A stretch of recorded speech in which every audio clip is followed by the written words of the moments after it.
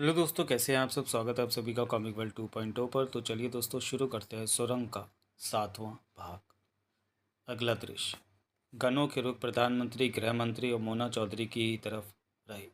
तब तक रहे जब तक कि वो 16 सीटर मिनी बस रुकी नहीं। एएसपी गिल और अन्य चारों पुलिस वाले सारे रास्ते सावधान रहे। करीब 6 साढ़े 6 घंटों का सफ़र रहा था जब बस रुकी। इस बीच ना तो उन्हें खाने पीने के लिए पूछा गया, ना ही कोई बात की गई। किसी से बात करने की कोशिश की तो उसे घुड़क कर बिठा दिया गया। अलबत्ता थोड़े थोड़े वक्त के बाद उन्हें ये चेतावनी दी जाती रही कि कोई शरारत की तो गोली मार दी जाएगी। जहाँ बस रोककर उन्हें बाहर निकाला गया वहाँ गहरा अंधेरा था। झिंगुरों की आवाज़ें कानों में पड़ने लगी थी। अंधेरे में जुगनू चमकते उड़ते नजर आ रहे थे। ठंडी हवा चल रही थी। हवा की महक से इस बात का एहसास हो रहा था कि यह हरियाली भरा इलाका है। कभी कभार दूर कुत्तों के भौंकने की आवाज़ें उठने लगती। अंधेरे में चंद पलों के बाद उनकी आंखें देखने को अभ्यस्त हुईं। सामने 4 लोग खड़े थे।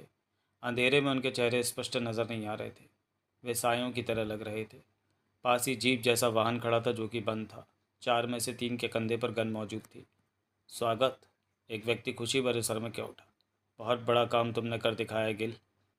हमें पहले से ही यकीन था कि तुम ये काम कर दोगे, तभी तुम्हें यह काम करने को कहा। हमें किसी भी तरह के खतरे का सामना नहीं करना पड़ा। किस्मत वाले निकले। अगर किसी को पता चल जाता तो यहाँ तक आसानी से न पहुँच पाते। मैं सफल रहा। ये चारों पुलिस वाले तुम्हारे खास हैं? हाँ। नोट दिए हैं नहीं या खाली खाली इनसे काम ले रहे हो? 3-3 लाख इन चारों को दिए हैं। अभी 2-2 लाख इन्हें और देने हैं। आपने मुझे 20 लाख दिए हैं और 30 लाख और देने हैं। मैंने अपनी ज़ुबान पूरी की कि काम कर दूंगा। अब आप नोट दें। तभी दूसरी आवाज़ के हंसने की आवाज़ आई। गिल, 2 बातें हैं। क्या? एक तो ये कि प्रधानमंत्री की चंडीगढ़ की चुनावी सभा से तुम्हारे या इन पुलिस वालों के गायब होने की बात खुल जाएगी। ऐसे में तुम्हें बताना पड़ेगा कि तुम लोग कहाँ चले। इस बात को संभालना मामूली बात है गिला सा। हम कह देंगे कि प्रधानमंत्री और गृह मंत्री का अपहरण होते हमने देखा तो हम अपहरणकर्ताओं के पीछे लग गए थे। सोच समझकर कोई भी कहानी सुना देंगे कि अंतिम मौके पर अपहरणकर्ता हमारी नज़रों से ओझल हो गए। ऐसा कुछ भी बता देंगे। मैं जानता हूँ तुम समझदार हो, अपने महकमे वालों को बेवकूफ़ बना ही दोगे। दूसरी बात, गिल ने पूछा। दूसरी बात यह कि तुमने बहुत सस्ते में हमारा काम निपटा दिया। उस आवाज़ के पुनः हंसने की आवाज़ है। सिर्फ 50 लाख में तुमने देश के प्रधानमंत्री और गृह मंत्री को हमारे हवाले कर दिया। अंधेरे में जाने क्या भाव भरे होंगे गिल के चेहरे पर इस बात को सुनकर, परंतु जवाब में बोला, हमारा रिश्ता पुराना है। कभी कम ले लिया, कभी ज़्यादा ले लिया, ये सब चलते ही रहता है। वैसे मुझे ज़्यादा पैसे की ज़रूरत भी नहीं, फिर ले लूँगा। मैंने तो आपकी सेवा सारी उम्र ही करनी है। तभी तीसरे ने कहा, फालतू की बातें छोड़ो, निकलो यहाँ से। मोना चौधरी खामोशी से खड़ी उन्हें देख सुन रही थी। इस वक्त उसका इरादा कुछ भी करने का नहीं था। वो जानती थी कि कुछ करने की कोशिश की तो नुकसान में रहेगी, क्योंकि इनकी संख्या ज़्यादा थी। हथियार थे इनके पास। पहले वाली आवाज़ ने गिल से पूछा, ये लड़की कौन है? ये प्रेस रिपोर्टर है। जब हम प्रधानमंत्री और गृह मंत्री को बस में बैठा रहे थे तो इसने देख लिया था। इसने समझा हम इन्हें बचा कर ले जा रहे हैं तो ये इंटरव्यू लेने के लिए बस में आ घुसी थी। ऐसे में इसे साथ ले लेना ही ठीक लगा। मेरे ख्याल में अब उसे ख़त्म कर देना ही बेहतर होगा, गिल ने कहा। ये तो हमारे बहुत काम की है, इसे नहीं मारेंगे। ये हमारी तरफ से हिंदुस्तान सरकार से बात करेगी। उन्हें बताएगी कि प्रधानमंत्री और गृह मंत्री के साथ है ये। अपहरण करने वाले बहुत खतरनाक लोग हैं। जो तुम ठीक समझो। तुम लोग कौन हो? मोना चौधरी कह उठी। खबरदार जो हमसे कोई सवाल पूछा, मुंह बंद करके रहो हमारे सामने। लेकिन हमें यह जानने का तो हक है कि हमारा अपहरण किसने किया है, क्यों किया है, प्रधानमंत्री बोले। अवश्य, पूरा हक है आपको, परंतु इसका जवाब मुनासिब वक्त पर मिलेगा, अभी नहीं। तीसरे वाले ने कहा और गिल से बोला, तुमने ये काम पूरा किया उसके लिए शुक्रिया। जब तुम वापस चंडीगढ़ पहुंचोगे तो देर सवेर में ये बात अवश्य खुल जाएगी कि तुमने अपहरण में हमारा पूरा साथ दिया। नहीं खुलेगी। मैं सब संभाल लूँगा। तुम क्या अपने साथी पुलिस वालों को बेवकूफ़ समझते हो? उसने कड़वे स्वर में कहा। यह प्रधानमंत्री और गृह मंत्री के अपहरण का मामला है। तुम्हारी बेवकूफ़ी वाली बातों पर कोई विश्वास नहीं करेगा कि तुम इसलिए गायब रहे कि अपहरणकर्ताओं का पीछा कर रहे थे। क्या उस दौरान तुम्हें इतना भी वक्त नहीं मिला कि तुम अपने ऑफिसरों को अपनी कार्रवाई के बारे में फ़ोन पर ही बता सको? ऐसी ढेरों बातें तब तुम्हारे सामने होंगी कि तुमसे कुछ करते ना बनेगा। और हम नहीं चाहते कि किसी मुसीबत भरे मौके पर तुम्हारे मुंह से सच निकले कि तुमने ये काम किसके लिए किया। मैं मुंह बंद रखूँगा। गद्दार से यारी हम ज़्यादा देर नहीं रखते। तुम क्या मुंह बंद रखोगे? हम ही तुम्हारा मुंह हमेशा हमेशा के लिए बंद कर रहे हैं। उसने मौत भरे स्वर में कहते हुए हाथ में दबी गन का मुंह खोल दिया। अंधेरे में शोले चमके। फायरिंग की तेज़ आवाज़ आई। गिल और चारों पुलिस वाले चीखों के साथ नीचे लुढ़कते चले गए। पास में खड़े प्रधानमंत्री, गृह मंत्री और मोना चौधरी को एक भी गोली न लगी थी। गन की हरकत रुकी, सन्नाटा सा उभर आया था वहाँ। चलो, पहले वाले की तेज़ आवाज़ उभरी। उसके बाद उन तीनों से गने लगाकर उन्हें जीप जैसी बंद गाड़ी पर बिठाया गया। तीन व्यक्ति गने थामे उनके साथ ही भीतर बैठे और दरवाज़ा बंद कर लिया। चौथे ने ड्राइविंग सीट संभाली और गाड़ी आगे बढ़ा दी। प्रधानमंत्री, गृह मंत्री और मोना चौधरी का सफ़र कुछ देर के लिए ही रुका था, जो कि अब दूसरी गाड़ी में पुनः शुरू हो गया था। वो नहीं जानते थे कि उन्हें कहाँ ले जाया जा रहा है। अगला दृश्य। महाजन और पारसनाथ ने सब कुछ देखा। उन चारों के चेहरे अंधेरे की वजह से नहीं देख पाए थे। वो दोनों चाहते तो उन्हें पकड़ने की चेष्टा में फायरिंग कर सकते थे, लेकिन ऐसा करना खतरनाक था। कोई गोली प्रधानमंत्री, गृह मंत्री या मोना चौधरी को लग सकती थी। वे खामोशी से उन्हें देखते सुनते रहे। जब गिल और उसके साथी पुलिस वालों को शूट करके वे भागने की तैयारी में थे, तो महाजन बोला, बस का ड्राइवर बस में ही छिपा बैठा है। मैंने एक और व्यक्ति को भी बस में देखा था, जो दरवाजे के पास खड़ा था, लेकिन अब नहीं है, पारसनाथ ने कहा। उन दोनों की तरफ इनका ध्यान नहीं गया।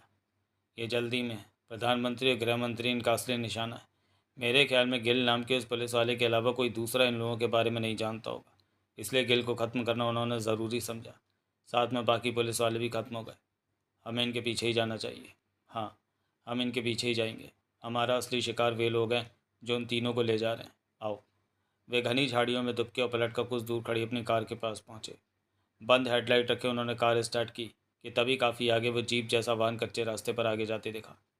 उन्होंने कार को आहिस्ता से आगे बढ़ाया और फासला रखकर वे जीप जैसे वाहन का पीछा करने लगे, जिसमें प्रधानमंत्री, गृह मंत्री और मोना चौधरी को ले जाया जा रहा था। अगला दृश्य। 3 घंटे बाद उनका सफ़र रुका। अभी अंधेरा ही था, परंतु दिन की रोशनी ज़्यादा दूर नहीं थी। वो जीप जैसी बंद गाड़ी जहाँ रुकी, वो कस्बे जैसी कोई जगह लग रही थी। वो छोटी सी मार्केट जैसी जगह में रुकी थी, जहाँ 15-20 कच्ची पक्की दुकानें बंद नज़र आ रही थीं। 2-3 दुकानों के बाहर बल्ब रोशन था। पास ही स्ट्रीट लाइट के खंभे पर एक बल्ब लटका खंभे के होने का एहसास दिला रहा था। अभी अभी 2-3 दूध वाले साइकिलों पर दूध का ड्रम लटकाए वहाँ से निकले थे, परंतु किसी ने भी उनकी तरफ ध्यान न दिया था। बंद गाड़ी के दरवाजे के ऊपरी हिस्से पर छोटी सी जाली लगी थी कि बाहर देखा जा सके। भीतर पूरी तरह अंधेरा था और वे गने थामे चौकस बैठे थे। उस जाली के पास बैठे व्यक्ति ने जाली पर आंख लगा दी। वे आए नहीं अभी तक। ड्राइविंग सीट पर बैठा व्यक्ति कह उठा। मोना चौधरी की सतर्क निगाह उन सब पर थी। वो समझ गई कि यहाँ पर से भी उन्हें किसी वाहन में बैठा कर ले जाना होगा, तभी ये किसी के इंतज़ार में नज़रें दौड़ा रहे हैं। वो लापरवाह नहीं है, आते ही होंगे। तभी जाली के पास बैठा व्यक्ति कह उठा, हमारा पीछा किया जा रहा है। पीछा? उनके होठों से एक साथ निकला। मोना चौधरी के होंठ पिच गए। वो समझ गई कि महाजन और पारसनाथ देख लिए गए। हमारा पीछा कौन करेगा? पीछे दूर कार खड़ी है। जाली के पीछे देखते व्यक्ति ने कठोर स्वर में कहा। वो कार मेरे देखते ही देखते वहाँ आकर रुकी है। उसकी हेडलाइट बंद है। मैं भी शायद ठीक से उस कार को न देख पाता, परंतु भीतर बैठे हुए व्यक्ति ने सिगरेट सुलगाई तो मेरी निगाह वहाँ पर जा टिकी। वो दो हैं। दो? मोना चौधरी ने मनी मन सांस ली कि वे महाजन और पारसनाथ ही हैं। मैं अभी सालों को गोली मार, एक ने दांत भींच कर कहना चाहा। नहीं। ड्राइविंग सीट पर बैठा व्यक्ति कह उठा। जो भी पीछे है उसे छेड़ना नहीं है। वो चुप है तो हमें भी रहना चाहिए। ऐसा कोई काम नहीं करना है कि इन लोगों के हाथ से निकल जाने का अंदेशा उठने लगे। ये प्रधानमंत्री और गृह मंत्री हमारी जीत के मोहरे हैं। अगर कहीं चूक हो गई तो बहुत बुरा होगा। वो व्यक्ति जाली पर नजरें टिकाए पीछे खड़ा कार को देखे जा रहा था। कहाँ से वो पीछे लगे होंगे? एक ने पूछा। क्या पता, मेरे ख्याल से वे चंडीगढ़ से ही पीछे होंगे। तीसरे ने कहा। बीच में कहीं से किसी के हमारे पीछे लगने का मतलब ही पैदा नहीं होता। यानी कि पीछा करने वालों ने चंडीगढ़ में ही देख लिया था कि प्रधानमंत्री और गृह मंत्री का अपहरण किया जा रहा है। ऐसा है तो पीछे लगे लोगों को पुलिस को खबर करनी चाहिए थी। पुलिस को क्यों नहीं बताया इस बारे में? कोई कुछ न कह सका। जो भी हो, पीछे लगे लोगों को जिंदा नहीं बचना चाहिए। एक ने मोना चौधरी को देखा। क्या नाम है तेरा? मोना। मोना चौधरी के होठों से निकला। पीछे वाले तेरे साथी हैं? मेरे साथी? मोना चौधरी जल्दी से बोली। नहीं, मैं तो अकेली हूँ। तभी ड्राइविंग सीट पर बैठा व्यक्ति कह उठा। वो आ गए। सबकी निगाह उस तरफ उठी। सामने अंधेरे के बिना हेडलाइट जली एक कार चुपके से पास आकर रुकी। तुम लोगों को इन हरकतों की सख्त सज़ा मिलेगी।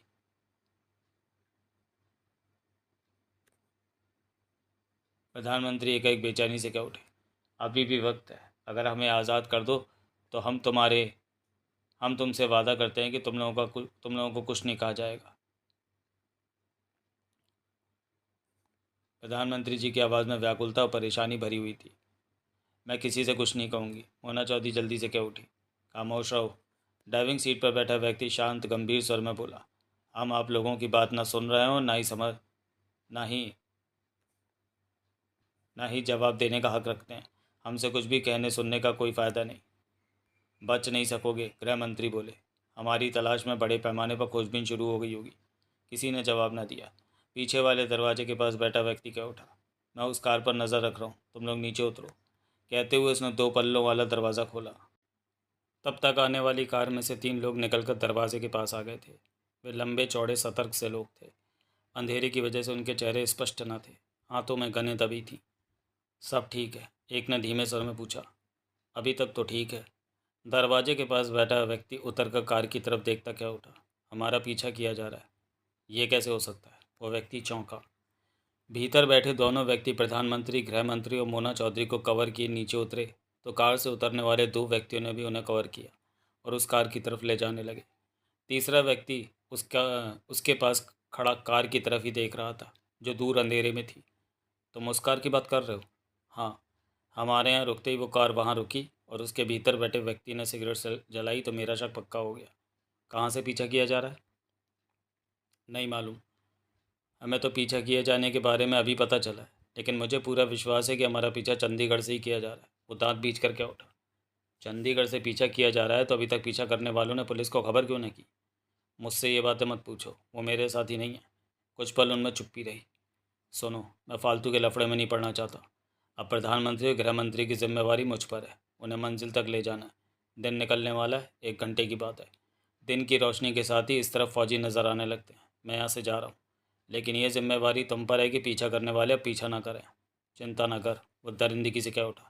अभी सालों को ख़त्म कर देता हूँ। हमारे जाने के 5 मिनट बाद ही उधर बढ़ना, ताकि गोलियाँ चलने से पहले ही हम कुछ दूर निकल गए हों। तू जा, इन्हें मैं संभाल लूँगा। वो गन थामे तेज कदमों से कार की तरफ बढ़ गए। उसकी निगाह कार पर टिकी रही। चंद पलों में ही कार स्टार्ट होने और दूर जाने की आवाज़ आई। अब क्या करना है? पीछे के खुले दरवाजे के पार खड़ा अपना साथी उसे स्पष्ट नजर आ रहा था। पीछा करने वालों को ख़त्म करना ज़रूरी है, वो शब्दों को चबाकर बोला। पार्टी माल लेकर चली गई, अब वे उनके पीछे तो जा नहीं सकेंगे। उसके दोनों साथी भी पास आ पहुँचे थे। पीछा करने वाले जो भी हैं हमारे लिए खतरा पैदा कर सकते हैं। इनके द्वारा ये बात खुल सकती है कि अपहरण करके प्रधानमंत्री और गृह मंत्री को किस तरफ ले जाया गया। इन्हें ख़त्म कर देना ही ठीक होगा। कुछ पल चुप्पी में बीते। कौन चलता है मेरे साथ? मैं। चल। और तुम दोनों यहीं खड़े सावधान रहना। वैसे तुम लोगों के आने की ज़रूरत नहीं पड़ेगी। दोनों गने संभाले सतर्कता से बेखौफ से कार की तरफ बढ़ते चले गए। वो कार सड़क के किनारे 300 फीट की दूरी पर खड़ी थी, अंधेरे में खड़ी थी। उन दोनों ने गन इस तरह पकड़ रखी थी कि फ़ौरन उनसे गोलियों की बाढ़ निकाली जा सके। उन्हें पूरा विश्वास था कि उनकी हरकत देखकर कार की तरफ से अवश्य फायरिंग होगी, परंतु ऐसा कुछ न हुआ। अभी तक कार की तरफ से कोई गोली नहीं चली है, एक ने ऊंचे स्वर में कहा। वे कार के पास पहुंचते जा रहे थे। मेरे ख्याल में वो हमारे पास पहुंचने पर फायरिंग करेंगे। पहले ही गोलियां इसलिए नहीं चला रहे हैं कि कहीं उनका निशाना चूक ना जाए। भून देना है कमीनों को। सच में ये पल तनाव से भरे थे उनके लिए। गने थामे वो कार के पास पहुंच गए थे। किसी भी समय कार से उन पर गोलियां चल सकती थीं और कार के भीतर क्या हो रहा है उन्हें पता नहीं चल रहा था, क्योंकि भीतर घुप अंधेरा था। एकाएक उन दोनों ने गन के मुंह खोल दिए।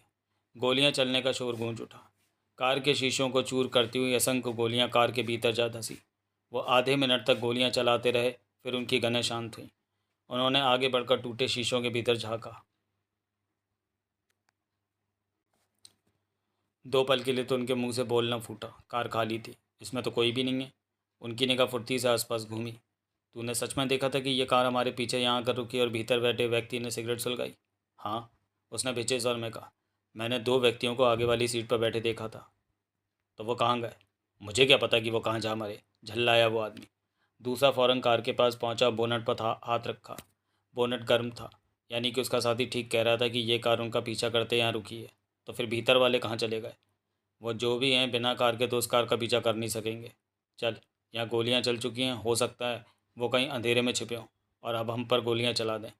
अगले ही पल वे पलट कर गने थामे भागे। पीछे से उन पर गोलियाँ नहीं चलीं। वो जीप जैसे बंद वाहन में बैठे और अंधेरे में गुम होते चले गए। अगला दृश्य।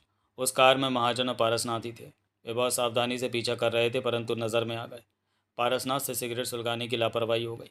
रोशनी चमकने से उनके द्वारा पीछा किए जाने का शक आगे वालों को पक्का हुआ था।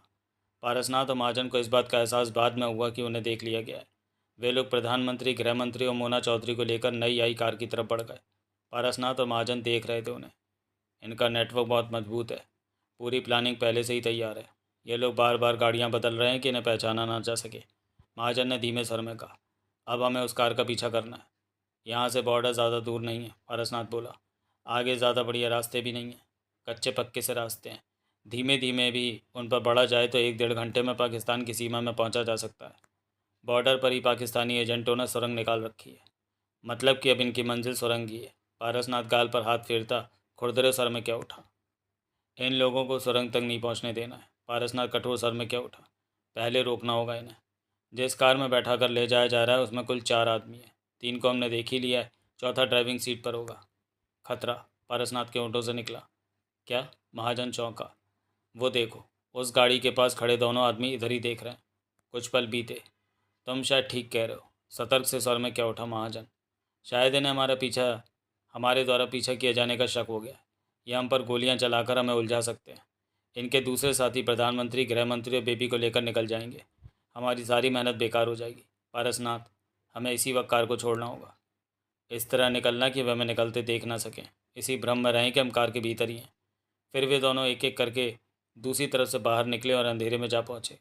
जिस तरफ से वे बाहर निकले थे, उन दोनों व्यक्तियों को कार के उधर की साइड नज़र नहीं आ रही थी। महाजन और पारसनाथ वहाँ से एक तरफ सरक गए। हमें उस कार के पीछे जाना है और हम अपनी कार छोड़ चुके हैं। रात के इस वक्त हमें कहीं से कार हासिल नहीं होगी। वैसे भी ये छोटा सा कस्बा है। पारसनाथ ने आसपास नजरें दौड़ाते हुए कहा। उनके जाने में ज़्यादा वक्त नहीं है, महाजन बेचैनी से बोला। तुम यहीं ठहरो, इन पर नज़र रखो। मैं कहीं से किसी गाड़ी को देखता हूँ कि शायद मिल जाए। कहने के साथ वह अंधेरे में आगे बढ़ता चला गया। 40-50 कदम बाद ही गली थी। वहाँ 1-2 घरों के बाहर बल्ब जल रहे थे। गली में उसे मोटरसाइकिल दिखी तो वो ठटका और तेज़ी से गली में प्रवेश करता चला गया। वक्त कम था। वे लोग मोना चौधरी, प्रधानमंत्री और गृह मंत्री को कार में ले गए तो गड़बड़ हो जानी थी। वो मोटरसाइकिल के पास पहुंचा। राजदूत मोटरसाइकिल थी, जो कि अब देखने पर भी कहीं नज़र नहीं आती थी, परंतु इस कस्बे में मौजूद थी राजदूत मोटरसाइकिल। उसके दोनों तरफ दूध के बड़े से 2 डोलचे लटके हुए थे। दूधिया लोगों के घरों में दूध दे रहा था। चाबी उसमें लगी हुई थी। महाजन जल्दी से कुंदों में फंसे ढोल उतारने लगा। आनन फानन दोनों ढोल उतार कर रखे। तभी सामने वाले मकान से दूध का बर्तन थामे एक युवक बाहर निकला। उसे देखते ही छटका। ओए, मेरी मोटरसाइकिल चोरी करता है? बिल्ली, महाजन हड़बड़ा कर बोला। बिल्ली? हाँ, किधर? दूध में, जल्दी देख। वो पास आया और सिर झुकाकर ड्रमों में देखने लगा, जबकि वो बंद थे। किधर है बिल्ली? तू? उसने सिर उठाना चाहा, तभी महाजन ने फुर्ती से दोनों हाथों से उसका सिर थामा और कनपटी पर अंगूठा रखकर जोर से दबाया। वो करहा भी न सका और बेहोश होकर नीचे गिरने को हुआ। महाजन ने उसे संभाल कर नीचे लिटाया और मोटरसाइकिल स्टैंड से उतारकर गली के किनारे की तरफ भागता चला गया। इस छोटे से कस्बे में रात के इस वक्त इस मोटरसाइकिल का मिल जाना बहुत बड़ी बात थी। अब इसमें पेट्रोल कितना था ये तो भगवान ही जानता था। गली के किनारे पहुंचकर उसने मोटरसाइकिल स्टार्ट की। उस पर बैठा, हेडलाइट बंदी रखी। सोचों में एक ही बात आई कि अगर वो कार जा चुकी है तो सारी मेहनत बेकार। मोटरसाइकिल पर बैठा वो उस छोटी सी सड़क पर नज़र दौड़ाकर कार को देखने की कोशिश कर रहा था कि अंधेरे से निकलकर पारसनाथ उसके पास पहुंचा और उसके पीछे बैठते हुए बोला, उधर, वो कार अभी अभी उधर गई है। महाजन ने तेज़ी के साथ मोटरसाइकिल उस तरफ बढ़ा दी। 2-2.5 मिनट ही बीते होंगे कि उन्हें आगे जाती कार की टेल लाइट नज़र आने लगी। मिल गई, महाजन के ऑटो से निकला। अब नज़रों से दूर न हो वो कार। पारसनाथ सख्त स्वर में क्या उठा। भगवान जाने इस मोटरसाइकिल में कितना पेट्रोल है, महाजन बोला। हमें आगे जाती कार को रोकना होगा, इससे पहले कि वो अपनी मंजिल तक पहुँचे, सुरंग तक पहुँचे। उनका आगे बढ़ने का सिलसिला तोड़ देना होगा। तभी उनके कानों में गोलियां चलने की मध्यम सी आवाज़ पड़ी। लगता था किसी ने गन का मुंह खोल दिया। ये फायरिंग, महाजन ने कहना चाहा। हम पर की गई है। आधे मिनट तक चलने वाली फायरिंग का मतलब है कि उन्होंने कार को घेर कर हमें कार सहित भूनने की कोशिश की है, लेकिन हम बच गए। वक्त पर उनके इरादे भांपकर कार से निकल गए। महाजन गहरी सांस लेकर रह गया। पीछा पुनः जारी हो चुका था। अब महाजन और पारसनाथ ने आगे जाती कार को रोककर उसमें बैठे प्रधानमंत्री, गृह मंत्री और मोना चौधरी को आज़ाद कराना था, और यह काम बेहद कठिन और खतरनाक था। उन लोगों के पास गनें थीं। उन्होंने किसी भी कीमत पर प्रधानमंत्री और गृह मंत्री को अपने हाथों से दूर नहीं जाने देना था। मौत में डूबे लम्हे करीब आते जा रहे थे। अगला दृश्य। चिड़ियों की चहचहाट के साथ ही हैरी को होश आना शुरू हुआ। सबसे पहले उसका मस्तिष्क सक्रिय हुआ। शरीर कुछ हिला, पलकें हिली, फिर एकाएक आंखें खोली। चंद पलों तक छत को देखता रहा, जो कि मिट्टी की थी और उसे सपाट जैसा करने की कोशिश की गई थी। उसकी सोचें ज़ोरों से दौड़ी। वो रात के वक्त अपने साथियों के साथ पेड़ की डाल पर था। फिर क्या हुआ? कुछ पता नहीं। होश आया तो खुद को यहाँ पाया। यहाँ कैसे आ पहुँचा वो? उस जगह पर भरपूर रोशनी थी। एक तरफ लगा बल्ब जगमगा रहा था।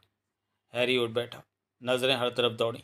जैसी छत थी वैसी ही कच्ची मिट्टी की दीवारें थी, जैसे कि ज़मीन के भीतर मिट्टी निकाल कर यह कमरा तैयार कर रखा हो। एक तरफ दरवाजे के तौर पर 4 फीट जगह खाली थी भीतर बाहर आने जाने के लिए। हैरी फुर्ती से उठा, जेब जेब में हाथ मारा। रिवॉल्वर गायब थी। हैरी के दांत भिज गए। सिगरेट का पैकेट और माचिस मौजूद थी। एकाएक हैरी के होंठ बिचे और वह दरवाजे की तरफ बढ़ा। एक कदम ही उठाया होगा कि ठिठक गया। दरवाजे पर अनवर अली आ खड़ा हुआ था। शांत, अजीब सी मुस्कान उसके चेहरे पर थी। आंखों में चमक दिखाई दे रही थी। मुंह में कुछ था जो गाली की तरह जबड़ा चला रहा था। हैरी आंखें से गोड़े अनवर अली को देखने लगा। तुम? हैरी के होठों से निकला। हाँ। अनवर अली ने शराफत से सिर हिलाया। मैं यहाँ कैसे पहुँचा? उठवा लिया तेरे को मैंने। तेरा चेहरा मुझे बहुत अच्छा लगा। अनवर अली हौले से हंसा। देखता रहा अनवर अली को हैरी। पूछा नहीं तूने कि तेरा चेहरा मुझे क्यों अच्छा लगा? कहते हुए हैरी ने गर्दन हिलाई। बहुत गलत किया तूने मेरे को उठाकर। हैरी के दांत भिज गए। अनवर अली जो भी करता है सोच समझ कर करता है। उसके चेहरे पर मीठी सी मुस्कान ठहरी। पूछ क्यों उठाया तेरे को? तूने उठाया तो तू ही बताएगा। हैरी ने उसकी आंखों में देखा। अनवर अली मुस्कुराता उसे देखता रहा। हिंदुस्तान में आकर तू जो कर रहा है वो, मैं हिंदुस्तान में ही पैदा हुआ था। हिंदुस्तान में? हाँ। उसके चेहरे पर छाई मुस्कान गहरी हो गई। सोच, तूने देखा है मुझे कहीं? तेरे जैसे हरामी को पहले कहीं देखा होता तो आज ये ना कहता कि पहले नहीं देखा। हैरी ने कड़वे स्वर में कहा। अनवर अली हौले से ऐसा फिर बोला। तेरी जेब में सिगरेट है, लाइक सिगरेट तो दे। हैरी अब अजीब सी निगाहों से अनवर अली को देखने लगा। अनवर अली जिस ढंग से उससे बातें कर रहा था, ऐसा ढंग पुरानी पहचान वालों से बात करते वक्त इस्तेमाल किया जाता है। जबकि वो पहली बार अनवर अली को देख रहा था। उसने सिगरेट दी तो अनवर अली ने सुलगाकर कश लिया। निगाह हर पल हैरी पर ही रही। मुझे नहीं पहचानता तू? फिर पूछा अनवर अली ने। हैरी घूरता रहा। बंदा तू भी टेक्निकल है। हैरी की आंखें सिकुड़ी। तूने ये बोला तो? अनवर अली मुस्कुराया। तभी मुझे शक हुआ था। तभी तो तेरे को उठवा मंगवाया मैंने। तेरी पीठ पर मोटे तिल का निशान है, वैसा ही है जैसा बचपन में था। हैरी चौंका। अगले ही पल उसकी आंखें फैलती चली गई। अनवर अली के चेहरे पर चमक भरी मुस्कान ठहरी। बन्ने? तू बन्ने? मेरे बचपन का यार? मैंने पहचान लिया तुझे बन्ने। दलवीरे, मेरी जान। अगले ही पल दोनों झपटे और एक दूसरे को बाहों में भींच लिया। हैरी की आंखों में भी आंसू आ गए। अनवर अली की आंखों से आंसू बहकर गालों पर आ लुढ़के। दलवीरे, मेरी जान। बन्ने, तू तू कैसा है? तेरे सामने हूँ। दोनों ने एक दूसरे को भींच रखा था।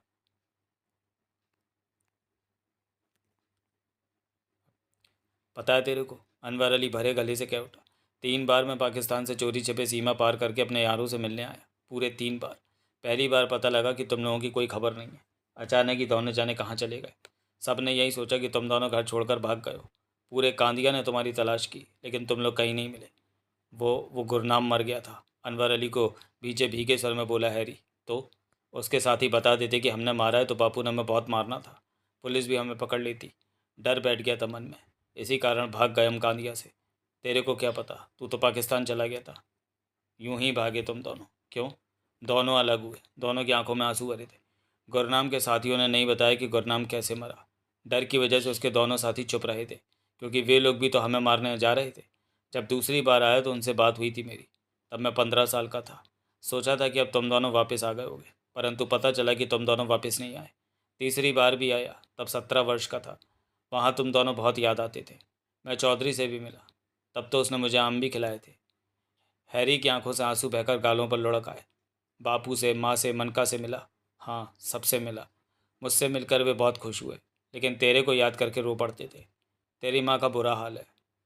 अब तो रो रो कर आंखों पर मोटा चश्मा भी चढ़ गया है। तू जाता क्यों नहीं माँ से मिलने?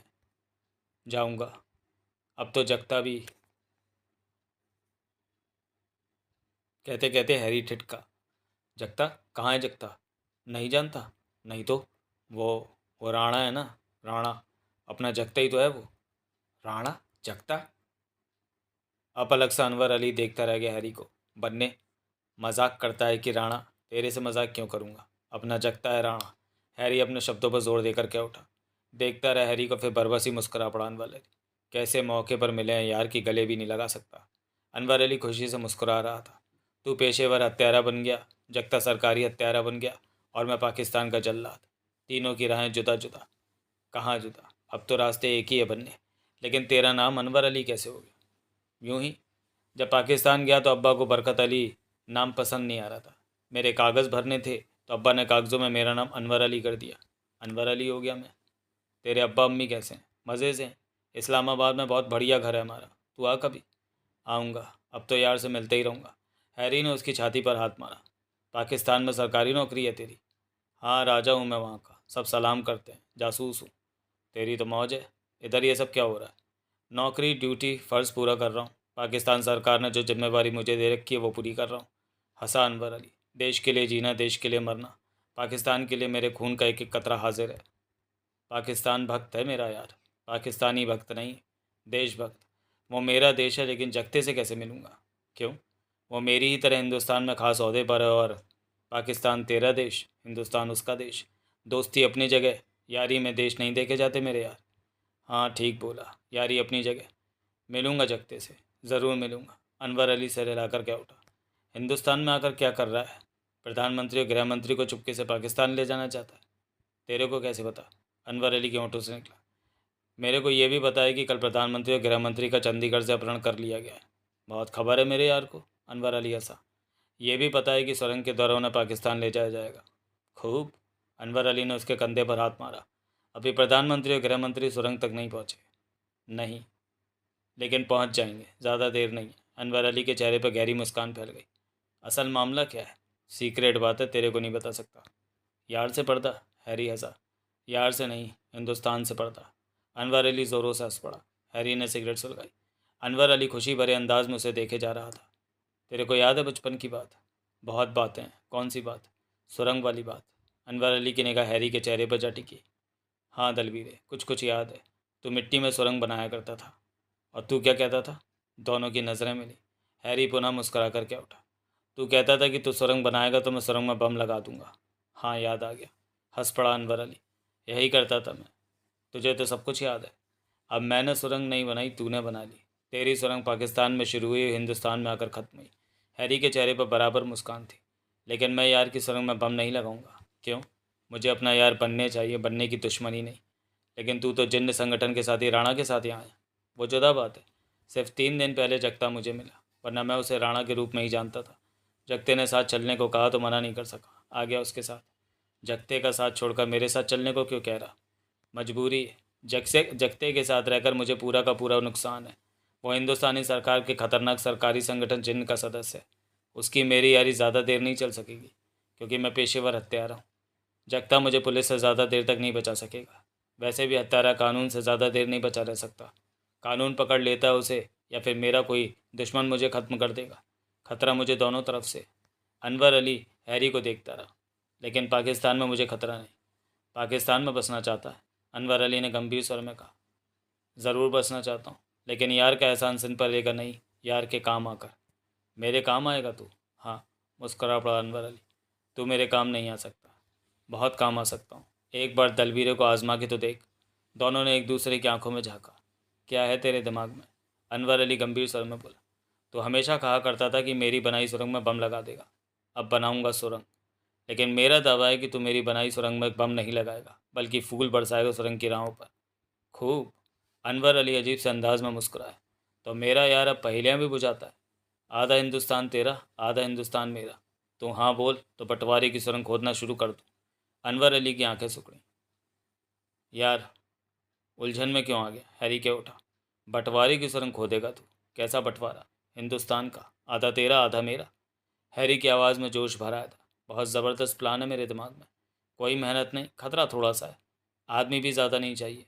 बढ़ जाएगा हिंदुस्तान। आधा पाकिस्तान में चला जाएगा और आधे का मालिक मैं बन जाऊंगा।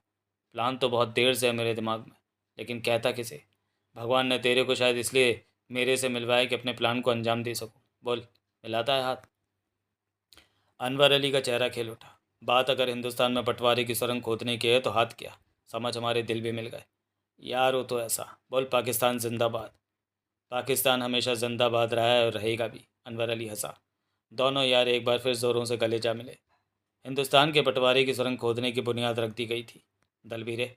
अनवर अली अलग होता हुआ बोला। अगर जगता भी हमारे साथ होता तो कितना मज़ा आता ये काम करने में। उसे रहने दे। क्यों? तो पाकिस्तान का भगत है, वो हिंदुस्तान का। वो तो हमारी बात सुनते ही गन का मुंह खोल देगा। अनवर अली ने सिगरेट सुलगाई। रहने दे जगते को, वैसे भी वो जंगल से जिंदा वापस नहीं जा सकेगा। मौत उसका मुकद्दर बन चुकी है। यार की जान नहीं लेना चाहता, लेकिन यार ऐसे ज़िद्दी है कि पीछे भी नहीं हटेगा। अनवर अली ने गंभीर स्वर में कहा। हैरी कुछ नहीं बोला। तो बात करना एक बार जगते से, शायद वो मान जाए। करूँगा एक बार बात, कोशिश करूँगा। बंटवारे की सुरंग खोदने का प्लान बता। जल्दी मत कर, मैं साथ हूँ तेरे। पहले प्रधानमंत्री और गृह मंत्री को पाकिस्तान पहुँचाने का काम निपटा लें। उसके बाद दोनों यार बोतल खोलेंगे, गिलास भरेंगे और शुरू करेंगे तो हिंदुस्तान के बंटवारे की सुरंग। तेरा ये काम कब खत्म होगा? कभी भी प्रधानमंत्री और गृह मंत्री यहाँ पहुँच सकते हैं, मुस्कुराया अनवर अली। यहाँ? हैरी के होंठों से निकला। तो उसी सुरंग में तो बैठा है जहाँ से हिंदुस्तान के प्रधानमंत्री और गृह मंत्री को पाकिस्तान ले जाना है। वाह, मेरा यार तो बहुत टेक्निकल निकला। टेक्निकल नहीं, टैक्टफुल। अनवर अली ठहाका लगाकर हंस पड़ा। उम्र बीत गई पर अपना यार नहीं बदला। अगला दृश्य। हैरी ने सुरंग देखी। 10 फीट चौड़ी, 8 फीट ऊंचाई लिए वो शानदार सुरंग थी। सुरंग में से गुजरते हुए कभी कभी साइड में कमरे जैसी जगह खोद रखी थी। वहाँ सैटेलाइट के अलावा बातचीत के लिए ढेरों तरह के यंत्र लगा रखे थे। कुछ सेट तो ऑन थे, जिनमें से मक्खियों की सी भिनभिनाहट बराबर निकल रही थी। वो शायद वायरलेस सेट था। अनवर अली ने बताया कि पाकिस्तान से उसका संबंध बराबर बना रहता है। हिंदुस्तान में फैले एजेंटों के साथ उसकी बराबर बात होती रहती है। वो जब भी चाहे उनसे संपर्क बना सकते हैं। अफ़गानिस्तान और आसपास के देशों के आतंकवादियों से उसके मधुर संबंध थे। पाकिस्तान ने अनवर अली के द्वारा रूस के आतंकवादियों द्वारा घरेलू कलेश टलवा रखा था। उसके सामने ही 2 बार उन आतंकवादियों ने उनसे संपर्क स्थापित किया था। जो बातें हैरी ने सुनी, उनसे ये जाहिर था कि अनवर अली के इशारे पर मॉस्को में 2 इमारतें बम लगाकर उड़ा दी गई थीं, जिसमें 100 से ज़्यादा लोग जान गंवा बैठे थे। इसके अलावा एक इमारत में आग लगा दी गई थी। पार्क में जलसा हो रहा था तो वहाँ हथगोले फेंके गए और गोलियां बरसाई गईं। अनवर अली के इशारे पर उन आतंकवादियों की मांग थी कि रूस भारत के साथ संबंध समाप्त कर ले, राजनीतिक संबंध तो बिल्कुल भी ना रखे। कभी कभार रूस भारत के हक में जो काम कर देता है वो काम ना करे और पाकिस्तान से अपने संबंध अच्छे बनाए। इन मांगों को लेकर अनवर अली के इशारे पर रूस में आतंकवादियों ने तगड़ा आतंक मचा रखा था। अनवर अली ने उनसे कहा था कि 12 घंटों के भीतर वो किसी नामी नेता को गोली से उड़ा दें। अगले 1 घंटे में हैरी ने सारी सुरंग देख ली थी, या यूं कह लें कि पाकिस्तान हो आया था। पाकिस्तान के हिस्से में जहाँ सुरंग का मुंह था वहाँ बेहद घना जंगल था और उधर झाड़ियाँ इस तरह लगा रखी थी कि सुरंग के प्रवेश द्वार को पहचान पाना आसान नहीं था।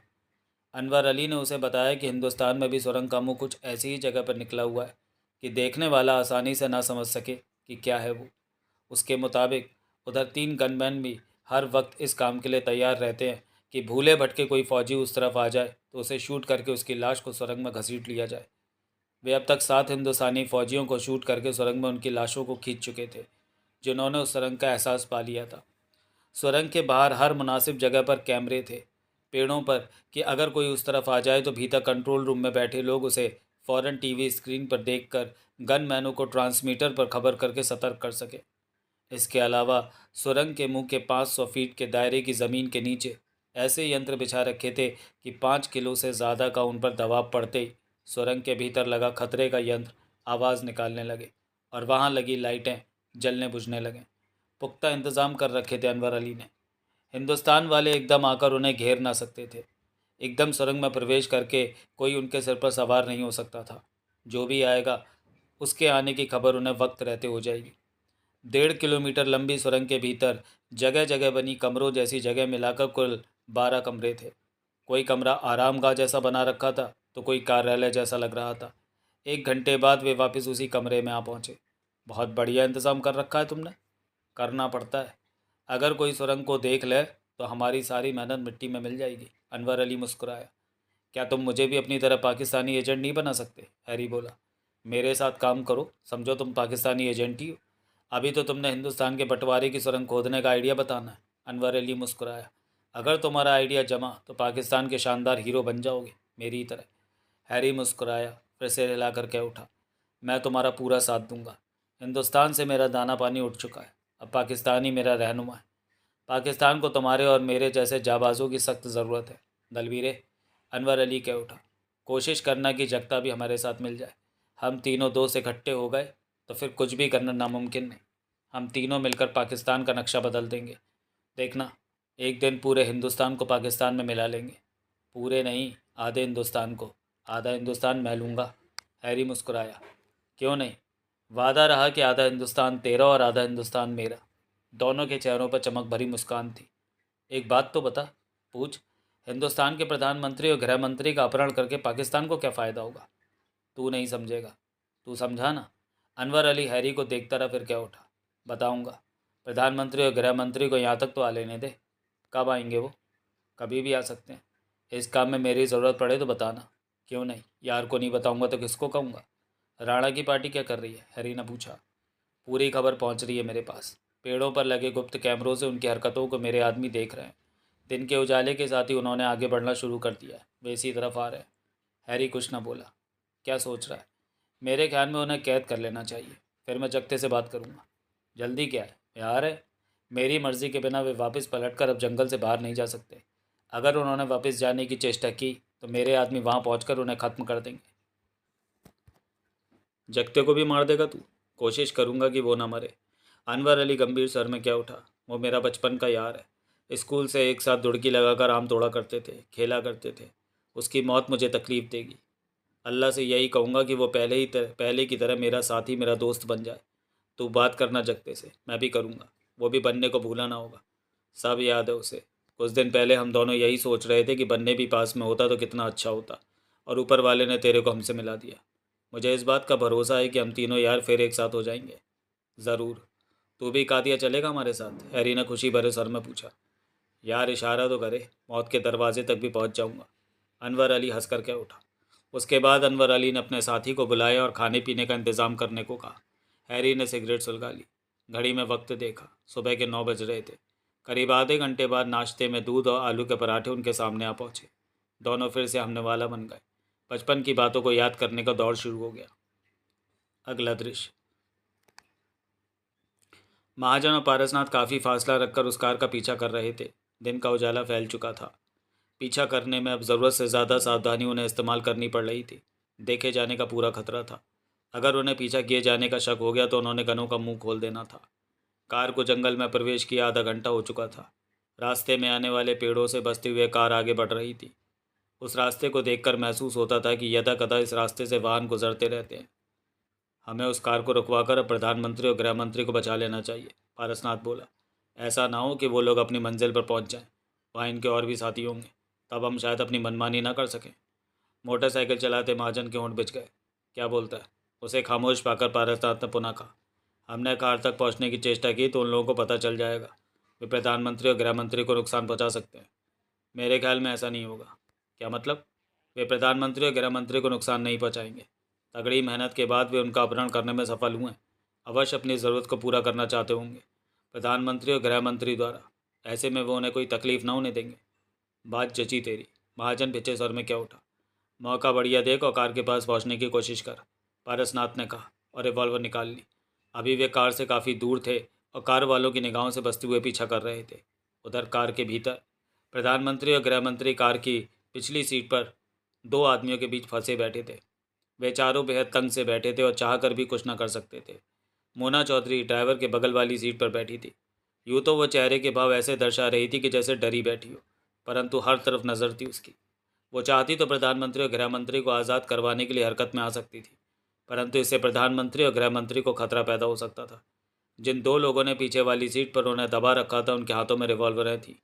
उसकी किसी हरकत से रिवॉल्वर का ट्रिगर दब गया तो प्रधानमंत्री और गृह मंत्री की जान जा सकती थी, जो कि सरासर नुकसान का सौदा था। उन्हें बचाने के लिए तो वो कुछ करना चाहती थी। ऐसे में उसकी जान चली जाए तो क्या फ़ायदा? किसी एक की मौत से भी देश को तगड़ा नुकसान था। परंतु वो पाकिस्तान के लिए काम करने वाले इन लोगों को सफल भी नहीं होने देना चाहती थी। क्या पता इसमें पाकिस्तानी खुफिया विभाग का कोई एजेंट हो। जब से कार जंगल में प्रवेश हुई थी वो कुछ कर गुजरने की सोचे जा रही थी।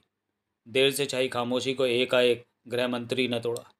अभी भी वक्त है, हमें छोड़ दो। हमारा अपहरण करके तुम लोग बहुत गलत काम कर। खामोश रहो। इस तरह तुम हमें बोलने से रोक नहीं सकते। गृह मंत्री विरोध भरे स्वर में क्या उठे। बगल में बैठे व्यक्ति ने गृह मंत्री की कमर से सख्ती से रिवॉल्वर की नाल लगाकर कहा, चुप रहो वरना गोली मार दूंगा। तो मैं गोली नहीं मार सकते। गोली मारनी होती तो इस तरह हमारा अपहरण न करते। बहुत बहुत बकवास करता है ये, अपहरणकर्ता ने दांत बीच कर कहा। तभी प्रधानमंत्री जी कह उठे, हमारे अपहरण से तुम लोग अपना क्या मकसद हल करना चाहते हो? हमें आप दोनों के अपहरण से कोई लेना देना नहीं। कार चलाने वाला क्या उठा, हमें तो लाखों रुपया मिला है आप लोगों को कहीं पहुंचाने का, उसके बाद हमारा काम खत्म। तो किराए के आदमी हो तुम? गृह मंत्री बोले। हाँ, कितना पैसा दिया गया तुम लोगों को? हमें छोड़ दो, हम तुम्हें डबल पैसा देंगे। धंधा हम गलत ज़रूर करते हैं, परंतु धंधे में हेरा फेरी नहीं करते। कहाँ पहुँचा रहे हो हमें? देखते जाइए, मंजिल आने वाली है। आप दोनों की डिलीवरी देते ही हमारा काम खत्म। क्या इस जंगल में हमें किसी के हवाले करोगे? हाँ, इतना तो बता दो कि आखिर हमारा किया क्या जाएगा।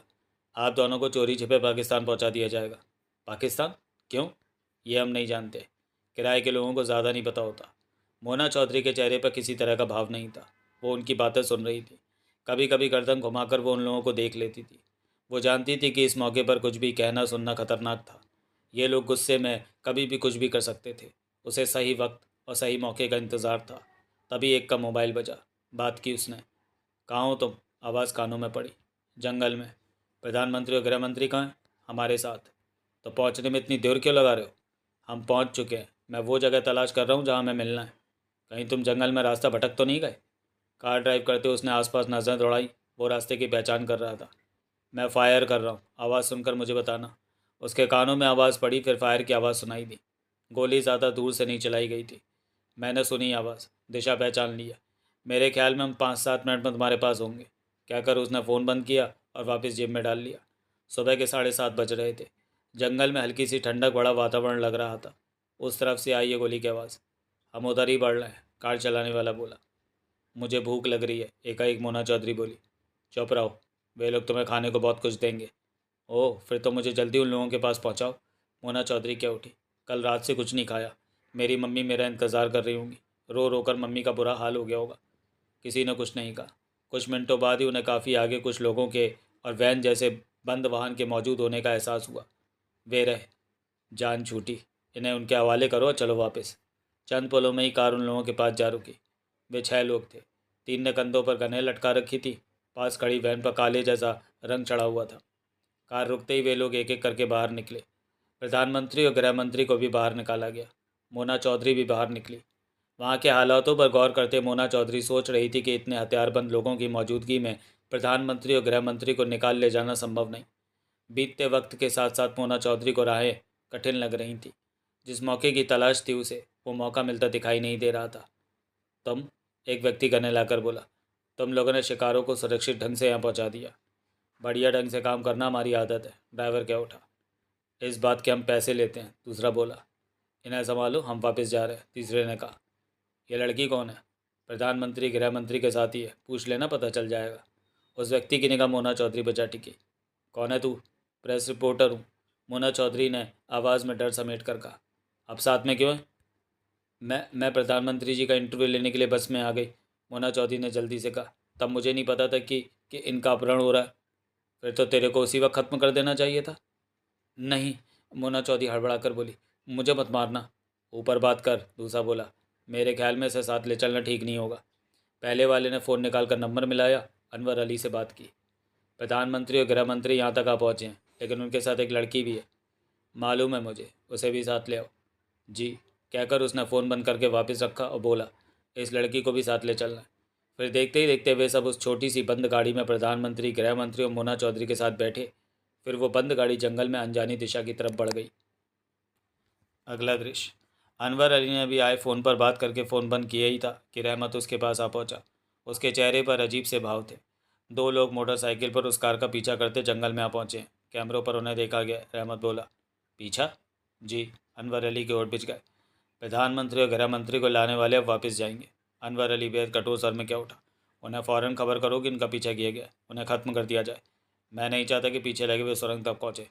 जल्दी उन्हें खबर करो। रहमत फ़ौरन बाहर निकल गया। अगला दृश्य।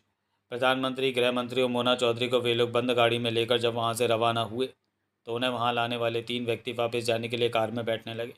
उसी पल फ़ोन की बेल बजी। हेलो। उसने तुरंत फ़ोन निकाल कर बात की। रहमत बोलता हूँ। अभी अभी हमने माल डिलीवर किया है। पार्टी माल लेकर चल पड़ी। तुम लोगों के पीछे पीछे यहाँ तक 2 आदमी मोटरसाइकिल पर आए हैं। तुम्हारा मतलब हमारा पीछा? हाँ, वो अभी भी पीछे है। शायद उस बंद गाड़ी के पीछे नहीं जा सके। हम उन्हें ज़िंदा नहीं छोड़ना चाहते, ख़त्म कर दो उन्हें। अभी करते हैं। उसने फ़ौरन फ़ोन बंद किया और अपने दोनों साथियों से दांत भींच कर क्या उठा। हमारा पीछा किया गया है। उन लोगों ने यहाँ लगे गुप्त कैमरों में ये दिखा है। जो भी पीछे है ख़त्म करना उन्हें। पीछे? अन्य दोनों की निगाह पीछे घूमी। मोटरसाइकिल पर हैं 2 लोग।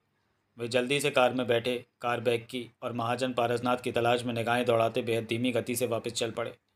अगला दृश्य। महाजन और पारसनाथ अब समस्या में घिर गए थे। उन्हें देखते ही देखते वे लोग आगे वालों से मिले थे, जो पहले से ही जंगल में उनके पहुंचने का इंतज़ार कर रहे थे। उनके पास मोटरसाइकिल थी दूध वाले की, जो कि काफ़ी आवाज़ करती थी। आगे वालों का अभी तक पीछा किए जाने का इसलिए पता नहीं चला था कि वे काफ़ी दूर रहकर पीछा कर रहे थे, और जो थोड़ी बहुत आवाज़ उभर रही थी वो उनकी कार के इंजन की आवाज़ में दब रही थी। परंतु अब उनके देखते ही देखते प्रधानमंत्री, गृह मंत्री और मोना चौधरी को छोटी सी बंद गाड़ी में बैठाया जा रहा था, और ऐसे में उनका पीछा जारी रखना संभव न था। हमारे पास काफ़ी ज़्यादा आवाज़ करने वाली मोटरसाइकिल है, पारसनाथ गंभीर स्वर में क्या उठा। अगर अब हमने पीछा करने की चेष्टा की तो उनको पता चल जाएगा। तुम ठीक कह रहे हो। उन्हें यहाँ तक लाने वाली कार वापस आएगी और वो छोटी सी बंद गाड़ी उन सबको यहाँ से ले जाएगी। ऐसे में हम बढ़ते हैं तो जो कार वापस आनी है वो हमें देख लेंगे। पैदल भी उनका पीछा नहीं किया जा सकता। उनके पास गाड़ी है और वो जंगल के रास्तों को बहुत अच्छी तरह जानते हैं। मेरे ख्याल में पीछा करने का काम अधूरा रह जाएगा।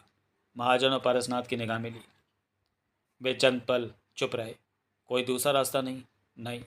उनके देखते ही देखते वे लोग प्रधानमंत्री, गृह मंत्री और मोना चौधरी को बंद गाड़ी में बैठा कर ले गए। दूसरी कार वाले वापस चलने की तैयारी करने लगे थे।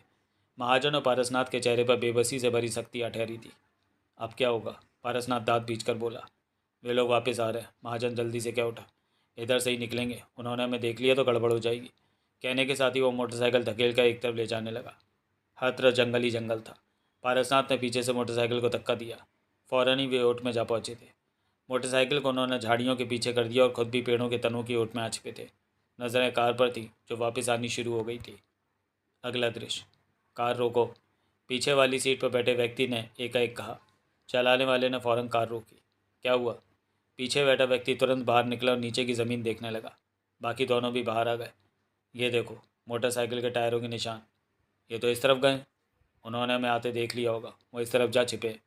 मोटरसाइकिल ढकेल कर ले गए होंगे। अगर स्टार्ट करके ले गए होते तो हमें आवाज़ अवश्य सुनाई देती। कहते हुए उसने कार की खिड़की के भीतर हाथ डालकर गन निकाल ली। हमें यही बताया गया है कि वो 2 हैं, ख़त्म कर देना है उन्हें। दूसरे ने भी कार में रखी गन ले ली। तीसरे ने जेब से रिवॉल्वर निकाली। वो तीनों सावधानी से उस दिशा की तरफ बढ़े जिधर टायरों के निशान जाते नजर आ रहे थे। वे ज़्यादा दूर नहीं होंगे, आसपास ही छिपे होंगे। एक ने आगे बढ़ते हुए कठोर स्वर में कहा। ये वही लोग होंगे जो पहले से पीछे हैं, और पहले भी इन्हें रोकने की कोशिश की, लेकिन हमारे साथी इन्हें रोक नहीं पाए होंगे। महाजन और पारसनाथ की नज़रें मिली। दोनों खतरे में आ गए थे। वे लोग धीरे धीरे पास आते जा रहे थे। अगले ही पल दोनों ने रिवॉल्वर निकाली। महाजन ने तने की ओर से रिवॉल्वर वाला हाथ उनकी तरफ करके एक साथ 2 फायर किए और भाग खड़े हुए। गोलियां चलने की तेज़ आवाज़ के साथ एक चीख गूंजी। तभी पीछे से उन पर गोलियां चलाई गईं, लेकिन बच गए। पेड़ों के तनों ने उन्हें बचा लिया था। पीछे से चीख कर बातें करने और दौड़ने की आवाज़ें उनके कानों में पड़ी। एक को गोली लगी है, बाकी 2 रह गए।